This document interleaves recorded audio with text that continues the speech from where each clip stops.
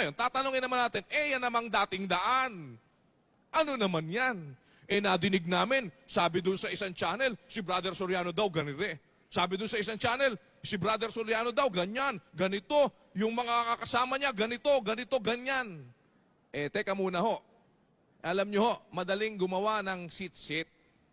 Madaling gumawa ng chismis. Madaling mag-imbento ng mga istorya. Pero, ang magpatunay dito ay isang panibagong bagay. Now, kung tayo ho ay naniniwala na ang salvation is important, kung naniniwala tayo na ang kaligtasan ay mahalaga, kung papaanong ayaw mong maloko sa pagbili ng ginto. Kayo ba gusto nyo pag bumili kayo ng ginto, ang binili nyo pala, hindi pala ginto? Ay, sino ba ang gustong maloko? Kung ayaw nating maloko na binayaran ka ng 500 pesos,